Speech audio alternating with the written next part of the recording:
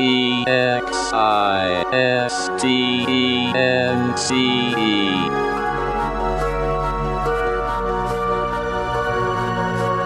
world filled with conflict, in a universe comprised of differences, there's one thing that absolutely everything shares in common. We all exist.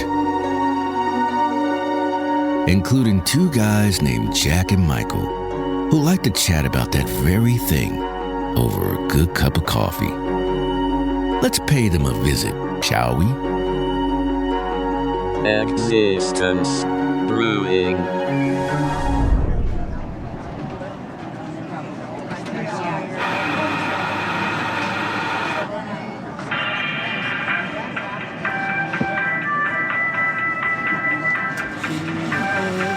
Everybody, cappuccino, Captain Crunch. Captain Crunchachino. That's the cappuccino of the day. The cappuccino of the day. It's, let's see here. It's, what does this say? I have a hard time reading it. A caramelly, smooth mixture of coffee and layers of foam with your favorite old-time cereal on top. It's garnished with Captain Crunch. It appears so. Now, do they have a Crunch Berry version too, or peanut butter, or is it just the standard? I think it is the Crunch Berry. Are they paying royalties to Quaker? Because if they find out, this place is in big trouble. Existence Brewing may have a hard time. They don't want to go through that lawsuit. I think we just got them busted. Remember when Ralston Purina made cereal for people? And so, like, the same checkerboard, they had that checkerboard logo. I always remember this. Ralston Purina makes dog food, of course, more famously than anything. But they also used to make cereal. And the cereal that you'd pour from a Ralston Purina bag was always very conspicuously similar to the dog food that you would pour in the bag for your dog to eat or your cat. And I just always would think, I wonder if we would fucking know the difference, because most people haven't stuck their face in a bowl of dog food and eaten it unless their last name is Jackass or they have a show of the same name on cable. So, you know, I just always wondered, like, what kind of game are they running on us? Like, how close to pet food is some of the shit that we eat? It's pretty close. And I would think the answer, I think it's probably pretty damn close, if not exactly the same in some cases. But there's a lot of really bad cereals out there. And not that they taste bad, they taste delicious. But there's a lot of just, it's almost like, well, where did we come up with this? It's just like, oh, okay, yeah, let's take some grains and we're going to put them through this cereal machine that's going to puff them up so that they're really nothing. It's just a bunch of air. And then we're going to sprinkle a bunch of sugar on it, and we're going to dye it green and sparkly, and the kids are going to just love it. I mean, and I'm going to love it. And I'm going to love it. But cereal I'm a fan of cereals. Like, I love cereals. I like cereals. But I was thinking about this the other day. Like, they're almost kind of quasi desserts, aren't they? Some of them, yes. Some of them for sure. So you do this to me once in a while. I'll do it to you. Favorite cereal? Do you have one? First of all, yes. It's a two-parter. Favorite cereal? What is it? Yes, my favorite cereal is Honey Nut Cheerios. Honey Nut Cheerios. Okay, you'd be in a class that many are in, because I believe that's the most popular cereal in the United States by virtue of sales. So yay for General Mills. Here's the thing. I have like two favorite cereals. One is because of the character on the box, and that would be Quisp, because he and I have been buddies since I was a kid. But the problem with Quisp is that it's Captain Crunch that's like disc shape, like oblong disc shapes. That's all it is. It's the same exact thing that Captain Crunch is. So it's no different. It's just made in a different shape. So I can't say that it's my favorite actual cereal, because it's, you know, just the same thing as Captain Crunch, and Captain Crunch is not my favorite cereal. Not sure if I have a favorite cereal, because I actually like plain cereals. I like bran flakes. When I get a craving for bran flakes, nothing else will do. I love just good old bran flakes with a sliced banana in them and cold milk. Delicious. But also when that really unfortunate Lucky Charms craving hits every 3 or 4 years. Or Fruity Pebbles. I gotta have them. I'm not as big into the Fruity Pebbles. They're okay, but I don't go there as much. So, all right. So now that we've sort of at least semi-established that on my front and you were fully there, worst cereal. And this can be of all time, by the way, but worst cereal you've ever had. No, I'm maybe Rice Krispies. Maybe Rice Krispies if I was because they're unsatisfying, tiny. They're just not the sugar there. Content's not there, and I kind of have to have a little bit of sugar in cereal. I mean, even the granola that I usually get has some sweetener in it, but I've just always felt like Rice Krispies always get really soggy. And so, quick story about Rice Krispies, and also to pay homage to George Carlin once again. I was introduced to him by my folks. He had a special on HBO in like 1980 or 1981. I was 8 years old, I think. And they were like, oh, Jack, you're going to love this guy. You know, he's funny as hell. He's right up your alley with your burgeoning sense of humor. And out rolls this middle-aged man who's losing his hair, this scrawny guy in a sweater, and just going, who the hell is this guy? And then he opens his mouth, and you know, I started to riff with it pretty quickly. I was like, okay, I'm getting over all of my prejudices. And then I remember probably about maybe you'd laugh hard. You know, there's a lot of times when you've laughed hard till it hurts, but he had to have said in that comedy special, which I think was Carlin at Carnegie, if I'm remembering correctly. He had all the chairs stacked behind him on stage, but he was talking about breakfast cereals, and he was talking about his Rice Krispies where he had a moment with them. And he said, I distinctly heard the other morning, snap, crackle, fuck him. I don't think I've ever laughed as hard to that point in my life, at least. And I was rolling on the floor. My parents were just, they were so thrilled. They were just like, yes, he loves George Carlin. We knew it. So he's okay. We'll keep him. For as many twists and turns as my parents offered me that were probably not in my best interest as a child, my formative years, that was one of the better ones. No doubt in my mind, worst cereal of all time that I've ever had. They only made it for a short time in the 1980s, and I can see why. OJ's. And hasn't anything to do with O.J. Simpson. The commercial was like this rustler who was rounding up all these oranges that were rolling around in a western field. Okay, the concept of OJ's was that they were little orange balls. They looked like oranges, and the cereal tasted like oranges. Now imagine that, if you will, for a moment. How disgusting an artificial orange flavor in sogified milk must taste. Okay, that's exactly what it tasted like, only it was 1,000 times worse. It tasted like probably minoxidil does, or like medicines that they give to people that you'd never think about eating. That's what it tasted like, and it had an orange aftertaste to it. It was absolutely revolting, and I hated it. I remember buying, because we tried out a lot of cereals when I was a kid, because I was a pant legger grabber-oner with my mom at the store. Mom, look, new cereals. Okay. And for some reason, as long as it didn't have marshmallow bits in it, the Marbits, she was fine. This is a woman who used to let me drink Coca-Cola at 5 a.m. and eat Pop-Tarts with it on the weekends when I watched Saturday morning cartoons. No problem. But she drew the line at Marbits and cereal. That was no. We had never had Lucky Charms. We never had Count Chocula. Nothing like it was disallowed. And so that was hard to get. You had to go to friends' houses for that if you were me. But I was on the cereal wagon constantly. And so when the new ones would come out, boom, there we were. And OJ's came out and we tried it. And oh my God, was it horrible. So all the cereals that have been in history, some of the stuff, Rainbow Bright, a close second, by the way, that stuff was nasty. And your Rice Krispies, how like they get mushy and small in milk. Imagine a colorful version of that somehow puffs up like a snake, like a 4th of July snake, those little tablets you set on fire, and then they and become this ash.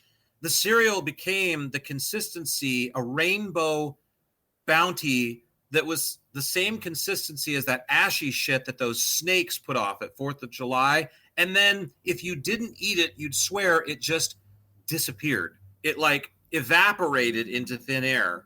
It was horrible. So, but not as bad as OJ's. OJ's were the nadir of all cereals, as far as I'm concerned, from historic times. It was awful. It's interesting that you bring that up because Tropicana in 2022 debuted the first ever breakfast cereal made for OJ. And it was called Tropicana Crunch.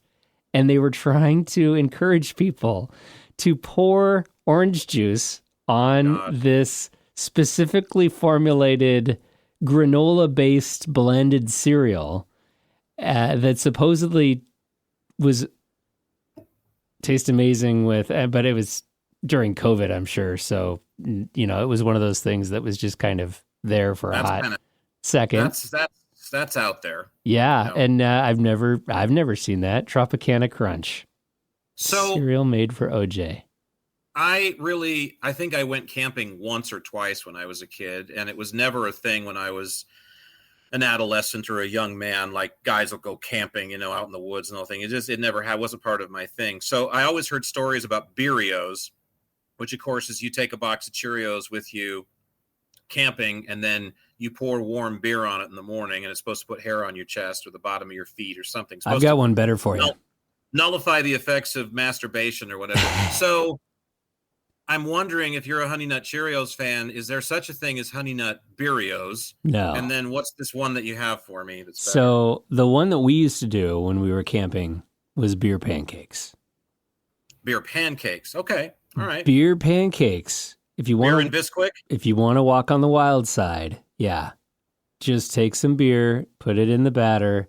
And I think all my friends at the time were just like, what are you, drunk? No, we're not going to drink that. We're not going to eat that. And I made them. And the beer, it kind of takes a consistency of beer bread.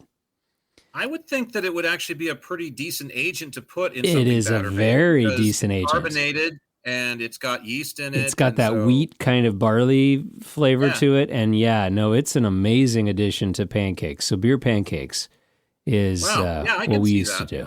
Yeah. That seems like a very brawny paper towel guy, Paul Bunyan and Babe, like breakfast to me. So, and then we would go and fell the trees and I was going to say I'm trying to do a deep dive now into Paul Bunyan's past, because I'm pretty sure that he had several restraining orders against him, and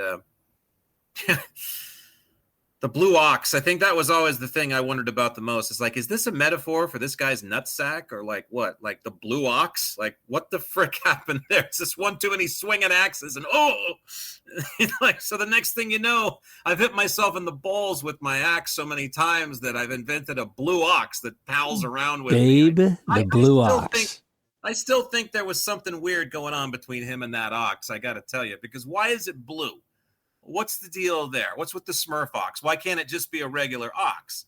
You know, there's no one seems to know. For all the Paul Bunyan historians that you might run into, including that friend of yours who runs around here sometimes, that historian guy that's always got some story about that, this or that or the other.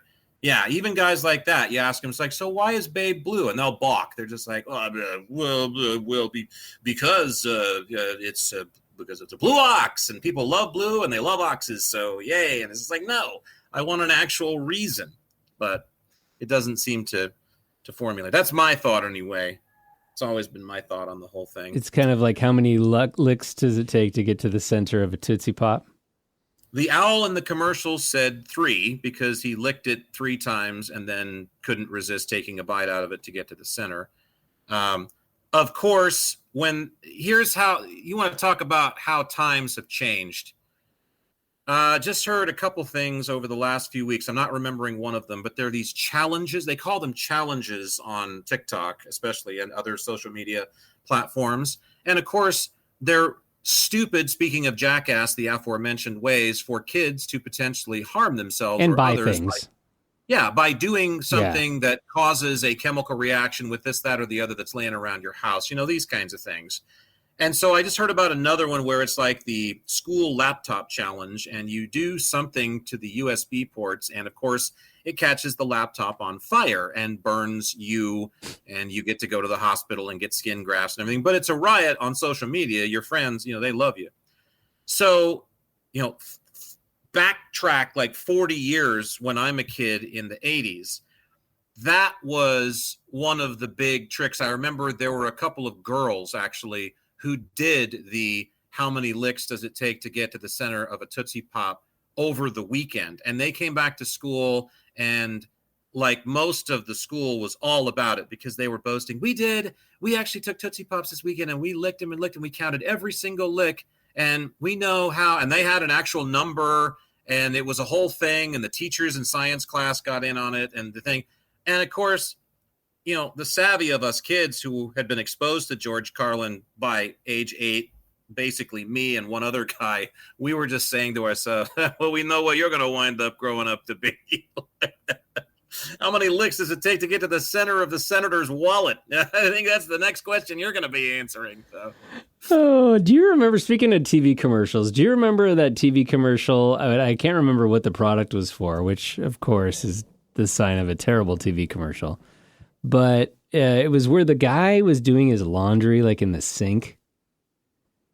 Not ringing a bell already. It must have been some kind of a detergent or something. But I remember my grandma, I think it was always on during her soap operas. She used to watch soap operas all the time. Oh, sure. And so I think it was one of those ads that would come on during Young and the Restless in the 1980s. But I'll have to pull it up on YouTube and send it to you. But I was just thinking of that the other day when I was doing some laundry. And I took some OxyClean and put it in like our laundry sink and was kind of letting it soak in there. And I was thinking, oh my gosh, I'm that guy from that commercial. Oh my God, you've become the guy from the commercial.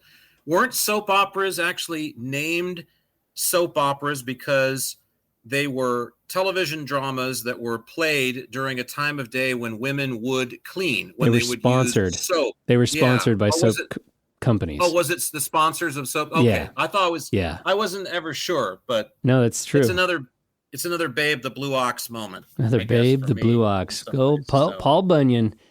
That's one of my favorite lines in the movie Fargo, by the way, where the sheriff introduces herself to the guy who tried to pay those people to kidnap his wife, and she it's been a long time. She says, "Yeah, I'm from Baynard. Yep, Babe the Blue Ox." And they sit there and they go, "Oh yeah, Babe the Blue Ox." Oh yeah, Babe the Blue Ox. Sure know why he's blue. Boy, I'll tell you what, you ever go out there in the cold and get yourself whacked in the nuts with a chainsaw, you know why there's a blue ox standing by. That's for sure. So there's a very big statue of Babe and Paul Bunyan in, I believe it's just outside Garberville, California, if I'm not mistaken. This is real Bigfoot country too. We have it up here where we live, but that's further down the Pacific coast.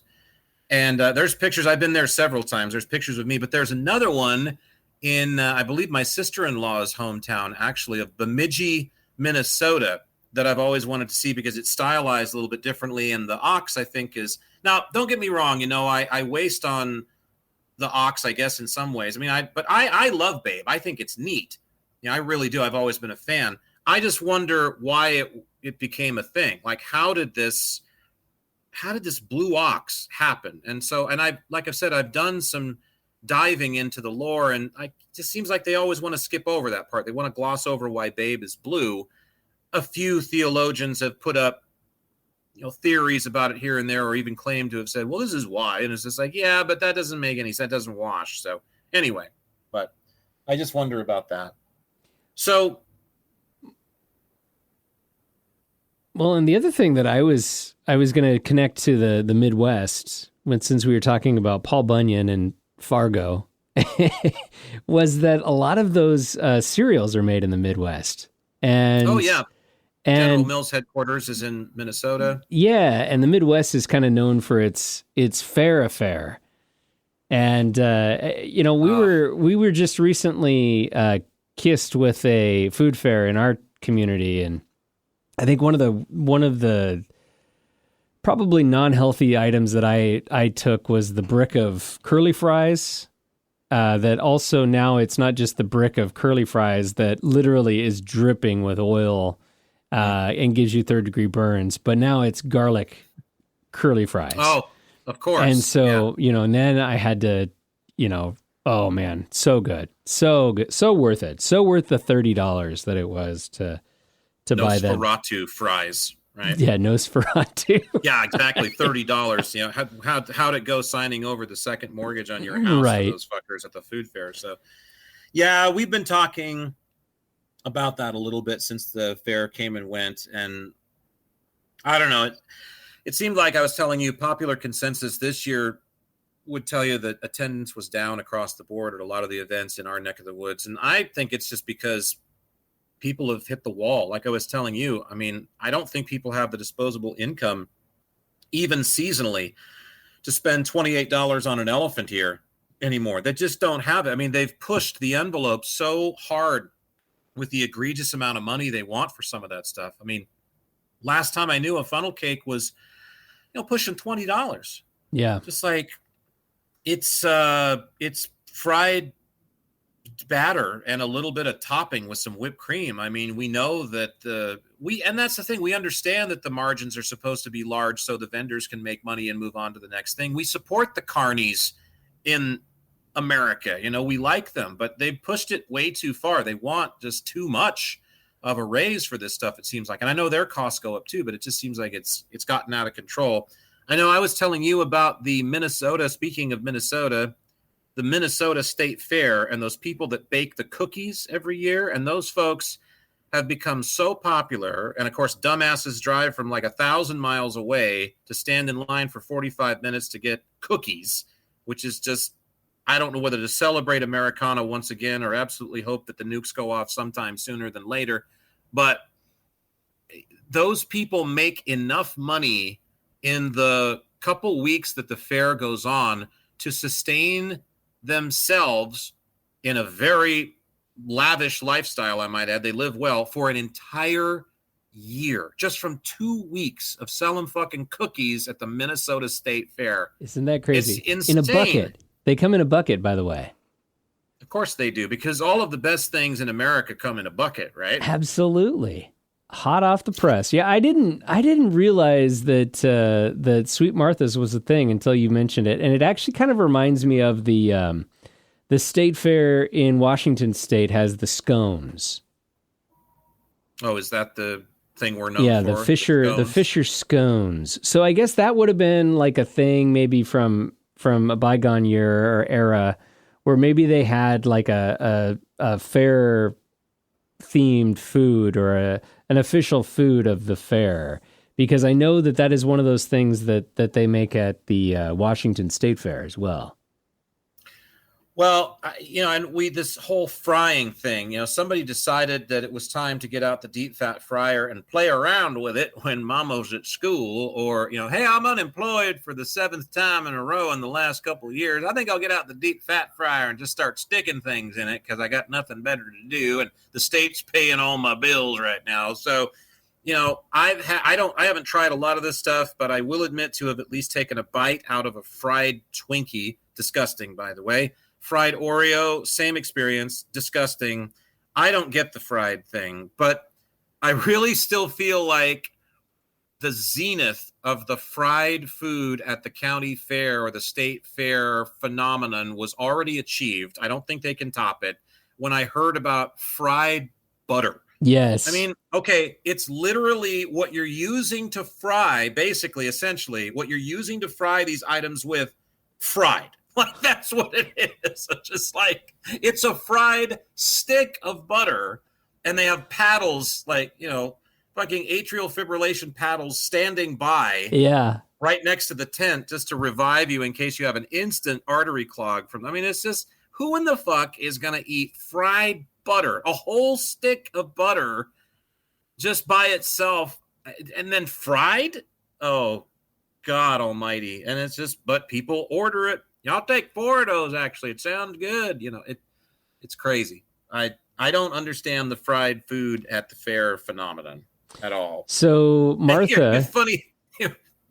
Funny story real quick, too, just from this morning.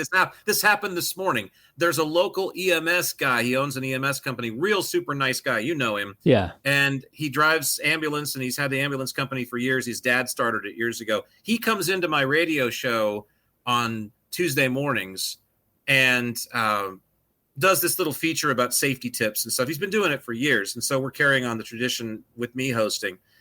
He came in this morning and said, it's EMS week, and we had a big breakfast over at the thing. What did he bring me? A big pile of biscuits and gravy and 2 strips of fried bacon. Nice. And I was like, so in support of EMS week, you want to give me a fucking coronary so you have somebody to revive, right? I mean, on the radio, we had fun with this. So anyway, it was interesting. That's good. No, Martha has quite the, as they say, a cookie empire on their website, sweetmarthas.com.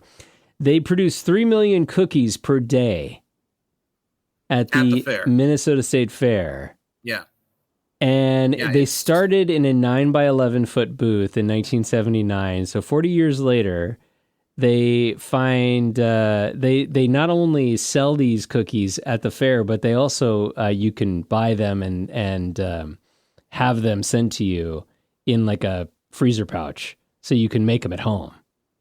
Oh, of course they've branched out now because they just couldn't, be greedy enough with the whole thing. So it's 1979, folks. So don't go thinking that you're just going to get some little booth at the Minnesota State Fair and within a couple of years have an enterprise the size of, what is it, Mrs. Sweet's? Sweet Martha's. Sweet Martha's. Sweet Martha's has got this covered. And now it's the size of something like from the Spanish Inquisition. Takamata is passing these fucking things out and making $7 a piece on them or whatever they want to take for these. That's, yeah, and here's here's my prediction for Sweet Martha's. Like in another maybe 20 years or so, when we have like our next Trumpish president, when the next guy that's kind of like that, and he's going to come in and say, I'm going to declassify all the notes that we have on all the secret CIA projects. We're going to get it out there. We want people to know about it. We want to know how they make people wet, because I certainly know how I get wet a couple of different ways now that I'm older. And part of this dossier, part of this like compendium of information that's released is going to include the Sweet Martha's cookie run that they had. It's a government fucking project to like addict people to crack or something. Let's hear it one more time. Let's hear it one more time. Oh, you want me to do it over the thing? Is that it? Oh, my fellow Americans, we're going to declassify everything. It's all coming out. The truth is known. The Yoplait yogurt cups, you've wanted to know about them for years. The animals, the poor little bunnies getting their head stuck, will know. We'll tell you all about it. We're going to release the secrets. It'll all be out. Secret cookies, flying objects. It's all out there. Why my hair is suddenly gone from an unplain-looking yellow, a very artificial yellow, to white. My advisors said I needed to look more Planet of the Apes. It's all out there. It's all coming out. It's all being released. Like an animal from the zoo. She's so nasty. Look at it. Yeah, so like these cookies are probably the perfect thing for, these places that give the charity regatta, the annual charity regatta has ordered in. We've ordered in 7,000 of the Mrs. Martha's or Sweet Martha's cookies, and everyone will get one at that table. It's wonderful. We have, of course, we'll auction off a flower basket that has several hundred of them in it, and we're hoping it goes for $12,000 is a minimum bid on that. Yeah. Because it's just, so. Or like they do the Krispy Kreme dough fundraiser. Yeah, exactly. Stuff like that. These people that run the, and I those events where, and we were talking about this recently, it seems like at some point, like these charity golf tournaments and these yacht club regattas and these things that they do, these rich people who want to give back, and all they do is write a check, and then they get to hang out and basically act like a greedy motherfucker like they are the rest of the time. Anyway, you know what I mean? It's backwards. I think that the perfect charity fundraiser, like you surprise them. Like they show up all dolled up in their best, tuxedos, and the women are wearing these ridiculous dresses from Louis Vuitton or whatever. And it's this gag fest. It's this dog show of all this plutocracy. And they show up and they're expecting to, play a round of golf at some exclusive course or, sail around the marina a few times and then feast on Panda Bear or whatever it is that they get as a result of having written all these big checks. Don't you think the best charity events for rich people to give back to would include them spending some time with the people that they're giving back to so they could get a real look at the other side of this equation? You know what I mean? It's like, you know what? Oh, Rockefeller's been used so often, so we'll just say Rockefeller. We'll just use that name. So, Mr. Rockefeller, we truly and sincerely appreciate your donation of $100,000 to our phenomenal cause, helping children who have cancer. And rather than have you go and write the check and then just completely and conveniently forget about all of the people who are going to be needing this money so that you can go play another round of golf or go spin your yacht around the marina a few times. We're actually going to do something different this year. We're going to take you in, and these kids are going to throw up on you. And because, the radiation treatment is happening today, you're in luck. So they're all going to get sick on you. You're going to get actually touch some of the tumors. We're going to let you do that. We're going to tumor touch. Terrible. Tumor touch event. And, no, I'm just saying, put them in Instead the of actual touch a truck, it's touch a tumor. Put them on the front lines of this shit. Yeah. I mean, don't you think that it's about time that we stopped allowing these fucking plutocrats to get away with just, and it's a tax write-off too. That's the other thing. Don't forget about that. That's a big old tax write-off. When you donate $50,000 to some cause, you get to write that off with Uncle Sam. And I'm not saying you necessarily get it back, but that definitely helps when it comes time to paying him at the end of the year. I mean, it's a joke. I mean, people that really care, they Mother Teresa up. They go out and they actually spend some fucking time at the soup kitchen and they dish. And, when was the last time that we had a real, a leader that did that where it wasn't clearly like a stunt, where it wasn't clearly, how about never? Maybe, I don't know, Washington, because, so they say he was actually out on the field in battle with his troops. And so, I don't know, maybe they would do meningitis clinics or something and he would actually get involved, he would on inoculate site. people.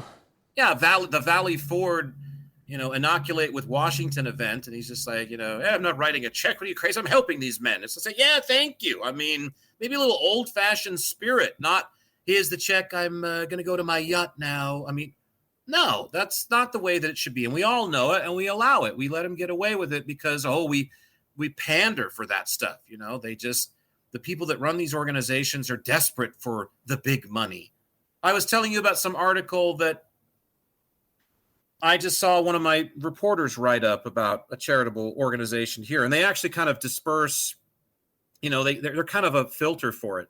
And they do good work. I'm not taking anything away from them or any of the organizations that they help to disseminate money through to help the community. But, they in their article, he mentioned, and they sent out this press release, and he actually ran with it. I never would have printed this. They wanted to recognize their platinum circle. All of the people who gave $5,000 or more got their name in this press release, and now it's in the media. And it's just like, give me a fucking break. That's the antithesis of what true, anonymous charity is supposed to be. We've talked about this in the podcast before. We don't have to drag out the same thing again, but come on, give me a break. Or like I was telling you earlier when we got into this discussion about, oh yes, give us a $10,000 donation and get your name on a brick when we build the building with your money. And then what? So Mr. and Mrs. Luigi Ponzi of Schenectady, New York are supposed to go and, Harold, let's look for our brick, and then you find it and it's been puked on, or it's got fecal matter all over it from the homeless guy that's sleeping right next to it at night and doesn't have, come on, we got real problems in the world here to solve. So you getting your name on a fucking brick so you can go and feel great about yourself, that doesn't exactly impress me. And how many places have this? There's an aquarium on the Oregon coast where I go to. They have this. You walk up and everybody who made a donation gets their name on a brick. You know what? If I make a donation to the aquarium and they say, well, Mr. Hanson, thank you for your donation today. We'd like you to know that you get a brick for donating as much as you have to our fine creatures here at the aquarium and our work. Who should we say the brick should be made out to? I tell you what, put suck this on the brick, or fuck this brick, or, something like that. Oh, sir, I don't think we can put that. You're going to put whatever I want, or I'm rescinding my donation immediately. Put fuck this brick and all it stands for. That's what I want on my fucking brick.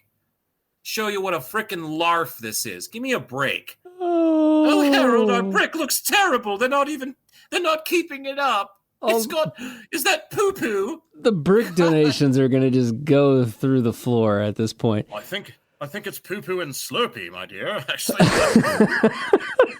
looks like he ate a lot of corn today. How in the world would you know what a Slurpee looks like? You hanging out with that whore again? You're going to 7-Eleven and whoring. You bastard. Take that monocle off. Don't give me that look. You've been slumming again.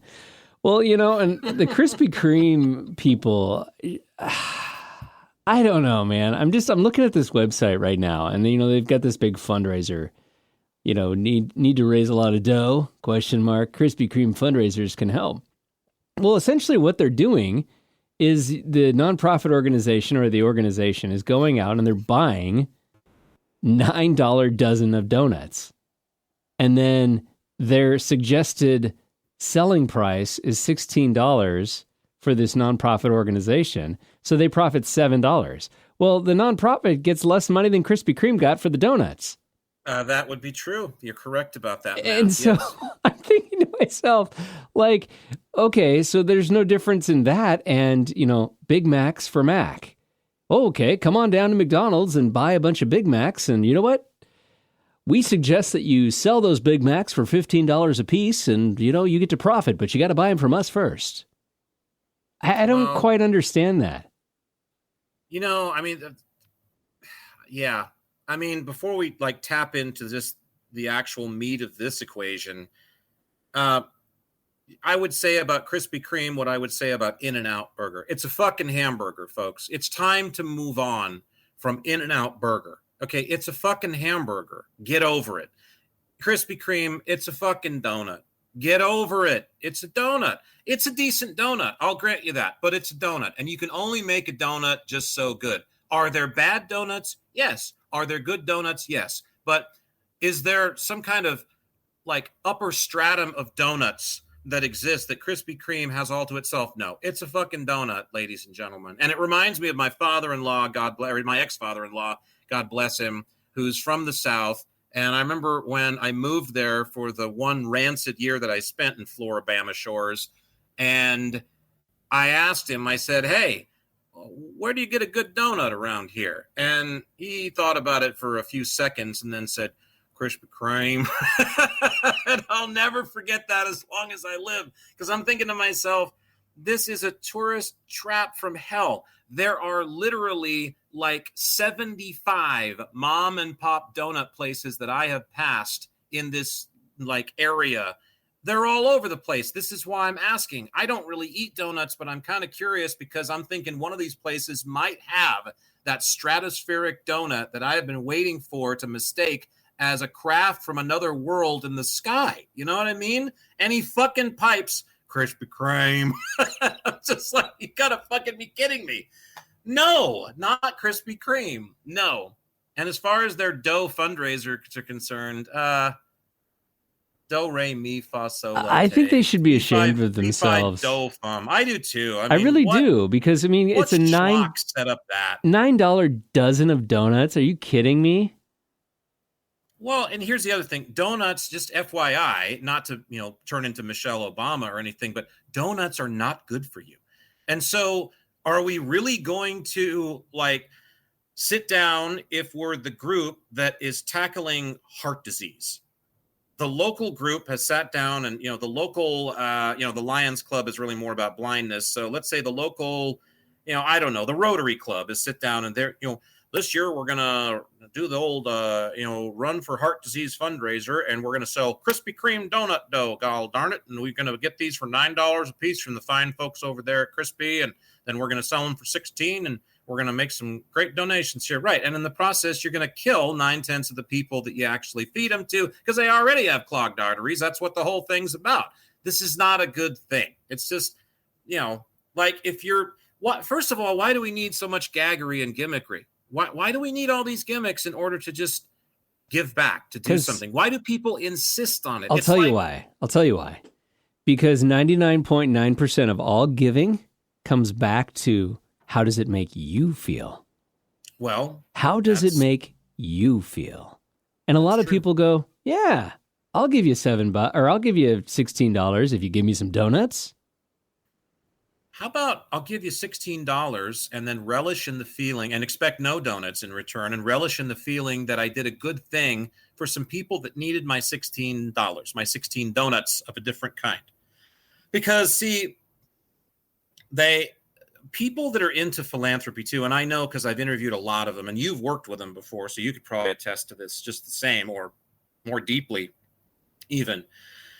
People that are into philanthropy, in my experience, tend to be very into being what you would call selfless. And I don't know if we've discussed that in a while or even ever on Existence Brewing, but in my book, no such thing. There is no such thing as a selfless act. First of all acts emanate from self, even ones that seem like they're not very selfish. So it's a misnomer. Nothing can truly be selfless. You do it. You pull it off, whether it seems like it's good, bad, or indifferent. So it's all selfly motivated. It's all motivated by self.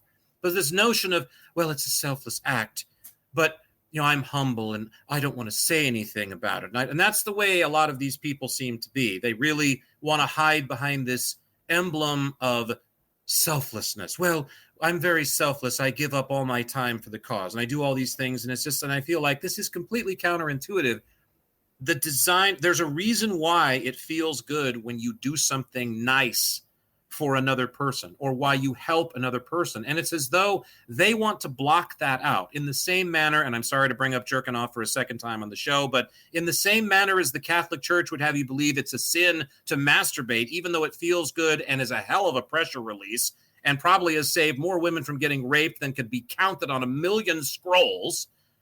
It's the same thing. They want to block the feeling of goodness.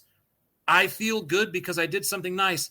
That's natural. That's exactly why it's designed to feel good, is so you'll do it because it's the right thing to do, because it's progressive. But here this weird batch of selfless people hops in. They say, oh, no, you're not supposed to feel good about giving. You're just supposed to do it. Well, that doesn't make any sense. But we take it to a different level when we give people fried donuts for doing something good. Yeah. Give back and you get a brick with your name on it. Give back, you get a bag of donuts. Give back and you get a toaster oven and an opportunity to bid, in our charity auction. You get this basket with all this shit in it that you don't want, that you overpaid for. I mean, why do I need to get anything back? Just give. It's pretty simple. We've turned this into a game show.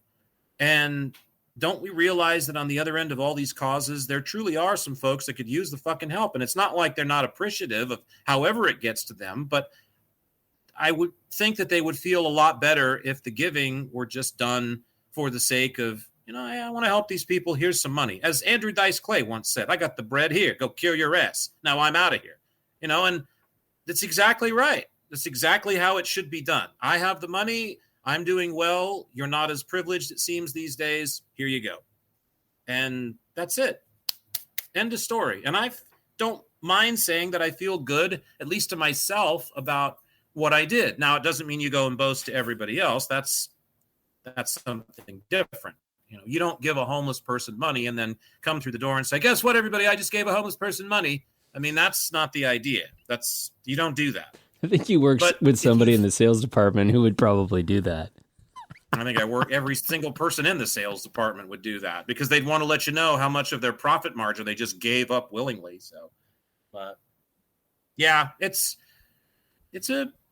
not that convoluted. We make it more difficult than it needs to be. But I still say, backing up to all these rich guys and, people who give to these causes, put them on the front lines.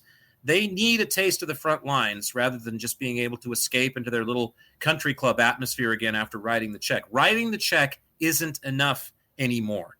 Writing the check may help, but what would really help is if you would give your time. I learned that about seniors, especially when my mom got to be old enough and I could go into the old folks' home where she resided in her last years. And talk with, I'd love to talk to the people just in the old folks home. My God, I mean, you talk about a treasure. You could have literally taken their greatest material desire that they ever had. And I don't care how expensive or rare it would have been. It could have been the Hope fucking diamond that somebody wanted their whole life. And they would trade it for another 15 minutes of somebody paying them a visit and spending time with them. Because time, remember, is the only thing, one of the only things that we're truly gifted with in this equation that we're given is this notion of time. How much of this energy we get to expend while we're here. And the other gift, of course, is the energy and then the platform to actually give it out itself. I mean, only those three gifts are we given. And when you get old, you realize that all this shit that you've been wanting, Buick Regals and pots full of gold and stock markets, stock trends that shoot way up and portfolios that look out of this world, it's all bullshit because you're laying in there dying. You're laying in there literally watching your life just lapse away. That time is going and you're not giving any of it back. And it's not because you don't want to, it's because you can't. You're trapped in that place. You're not able to get up and go out and give back to the world. Plus, sadly, our world, they don't want to hear from you. You're old. You got nothing to say as far as the world's concerned. You don't spend any money. You don't go do interesting things. You're not hip in all the right ways. And I saw it firsthand when I was working with the elderly inside those homes and when my mom went down the chute too. I mean, they'd give up anything for just a little bit of time. They wanted people to come and spend some time with them. And it's the same thing with the cancer kids and the indigent and all the other people in the world that we give back to. They need your money because there are tangibles in life that we can't live without, literally in some instances. But in most cases, they want you to empathize with them. And the way you do that is not from an ivory tower, signing a fucking check. You do it by getting your ass on the ground with them and looking them in the eye and saying, I'm here. I'm going to spend some time with you today. And it doesn't matter that I'm so-and-so and you're this. It's an equal playing field. But we've done a disservice to ourselves by putting up these barriers, these affluent gates that we have around all of our cities in some places now, except Flint, Michigan, of course. They lost theirs. A couple guys dragged them down to the copper yard and sold it, from what I understand. So, of course, you had to mention old folks and a Buick Regal in the same sentence. Well, it just popped to mind. I could have said Edsel or Hudson, like Nash Rambler. Oh, I just thought that was funny that you chose that model of vehicle. Well, it's just I think it's one of those things where it's kind of like the old saying is as above, so below, and it's not the same thing. But I think about the both ends of life. When a baby is born into the world, a baby doesn't know about Buick Regals or Hope Diamonds or Gucci high tops or Lululemon workout pants or any of this bullshit that we just get inundated with from a very young age. The baby is still shielded from that. It literally hasn't developed into a posture where it can even fit those things yet, literally, and let alone, in some ways figuratively in its own mind. These things are worthless to them because all a brand new life wants is time. Nurturing, certainly, it wants, to be loved, and that is a part of the time. But if you're not there to even love them, then guess what? That goes out the window. So the time is critical because you have to give up the time in order to show the baby anything, love, tenderness, compassion, whatever it is that helps them grow. And it's the same thing on the other side of this whole experience. When people get old and are leaving this place, they go back to that remembrance of, all I want is someone to spend some time with me and love me a little bit and be interested in me. And it's the same thing because they've left all the other bullshit behind. But man, we put a lot of value on what comes in between. And we don't waste any time selling to the kiddos too. I mean, they don't get very long anymore to be kids before, because now we got these devices, these phones and these computers that are plugged into this shit. Kids are watching porn at 5, think about that. You give a kid a phone and don't put the right safeguards on it. And I'm not sure that there are the right safeguards because friends come into the circle and, their parents may not be as Johnny on it as you. You're talking about kids who are in kindergarten, first grade, watching, sexual acts and animals getting mutilated and God knows what else is fucking going on online, let alone all the salesmanship, all the fucking bullshit that, you're not perfect at all. In fact, you're a failure already before you even set foot in this experiment because you don't look like this. You don't wear these shoes. You don't have these clothes. You don't live on this block. God damn, they just get pounded on immediately and incessantly, and it ruins them. We wonder why we got the problems we have. Jesus, take a look, man. Easy to see, but don't want to admit to it because too many people lose money. It's crazy. We got to change. This stuff's got to change. And now AI, I don't even want to go there. I'm so fucking sick of hearing about AI already. I could just puke blood, to quote my old idol Bill Hicks. I mean, AI is just everything now. It is, isn't it? It's like the answer to everything. AI, it's. I'm sure it comes in handy for a few things, but it's not going to replace the miracle that is me, the miracle that is not only me identifiably, but also the body that I occupy. And we got a lot of good things going for us down here, and we want to just shrug it off and say, I don't want to work. I want AI to do it all.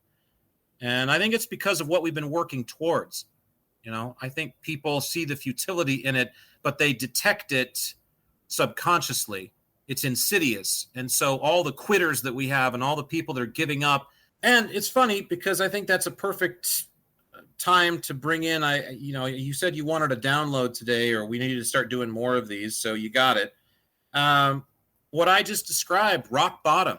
I mean, that's the one that I picked out for today's episode, talking about what they call rock bottom. And we've heard that term before. And maybe some of us feel like we've actually been there in our lives before, that we've hit what they call rock bottom. So it's very brief. I'll just read you what I wrote, and then we can discuss.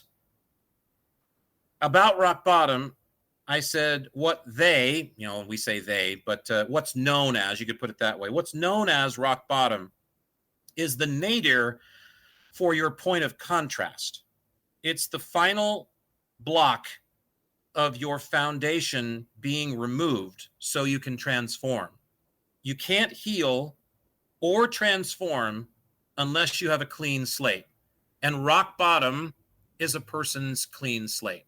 So this, no doubt, probably was given to me in thoughts about the planet Pluto and what in astrological terms it's supposed to do when it sweeps through your houses. It's already swept through my first house in my lifetime. Now it's trying to tear down my second, and it's getting some resistance. But if you resist Pluto, talking about futility, it doesn't matter, because Capricorn, Saturnal energy gives you an opportunity to change. Saturn is the lesson planet. So it comes and says, how you doing with this lesson? And if you say, not so good, Saturn says, I'll come back and check on you in another 25 years.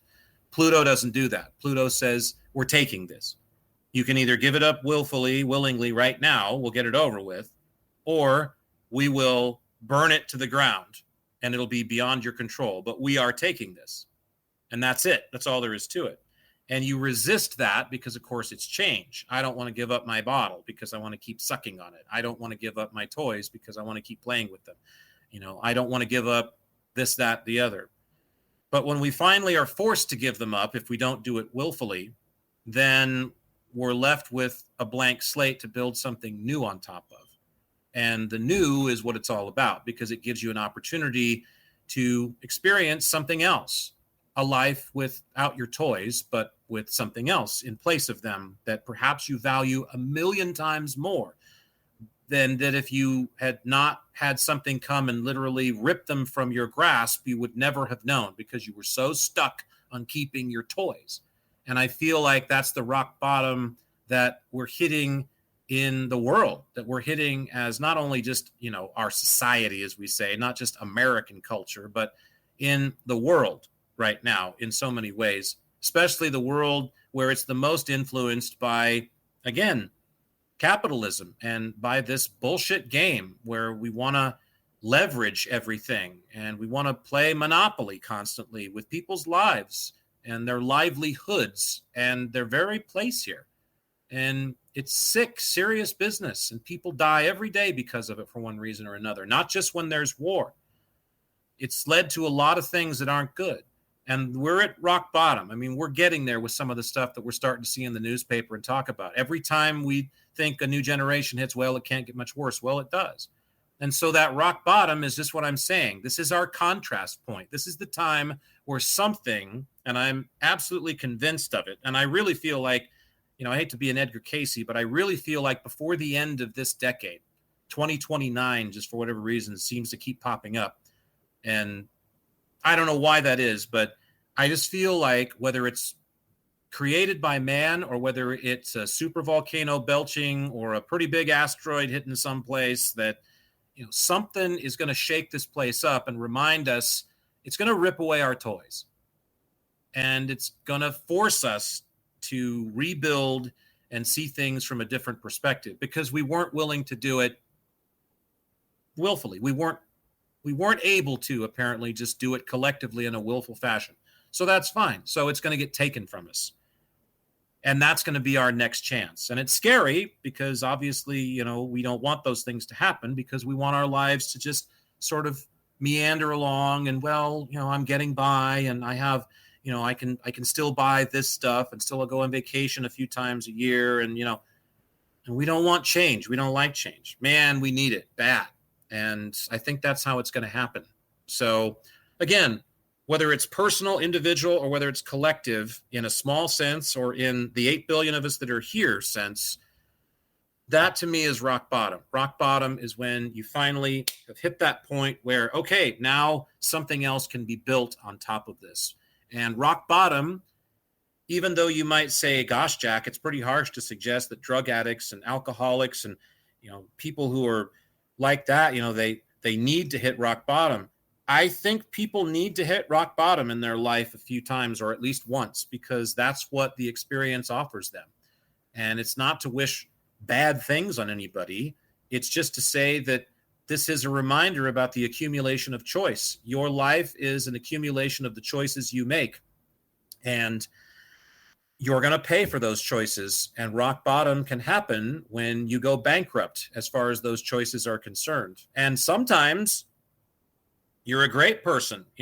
Every brick in the frickin' aquarium that they built has your name on it, right? You've been philanthropic and given back and done everything right. And, you've not on drugs and not an alcoholic, and you don't beat your children and you don't cheat on your wife. You're Ned Flanders. And still the hurricane comes and destroys everything, or the fire burns it down. And there's a great episode of The Simpsons, actually, where that happens to Ned. His house gets destroyed. And, of course, Ned's perfect. And it really pisses him off. He's mad at God for the first time ever, because he's like, I've done everything that you've asked me to do. Why is it me? Oodly, doodly, doodly. And it's a great episode. Really, those comedic writers had their finger on something good when they did some of those, rather than just ways to make us laugh with satire, because it ends in a way that resonates very similarly to what I'm talking about. So we all need rock bottom. It happens to all of us. And rock bottom, don't resist it when it happens. Embrace it, welcome it, and say, now there's a clean, perfectly sterile blank slate to build upon.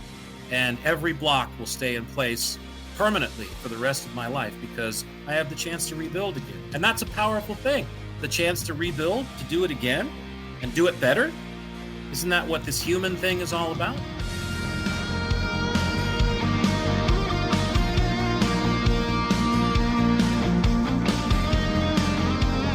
This episode of the podcast brought to you by Kellogg's OJs. All the vitamin C of a 4-ounce glass of orange juice. Is that what the box said? That's what it said. Oh my God. And all of the puke required to fill it back up again once you're done eating it. That stuff was horrible. What are we listening to? Well, these are some really cool dudes. I think they're from Italy. They're called Stardust. They came out with a couple full-length albums that were okay, but this is their little EP that I happened to snag years ago. Reminds me of driving back across the country when I moved back home from Floribama Shores. Great stuff. Live Fast, Go High is the name of the song. I think that's probably Robert's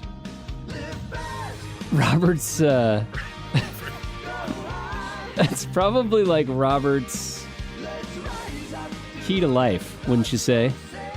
Now remember, kiddos, though, that's live fast, go high, not get high. Like Robert would probably say, oh, it'd be a lot better if you do get high. That sounds better. No, Robert, we're not changing it. Until we meet again. All right, looking forward to it.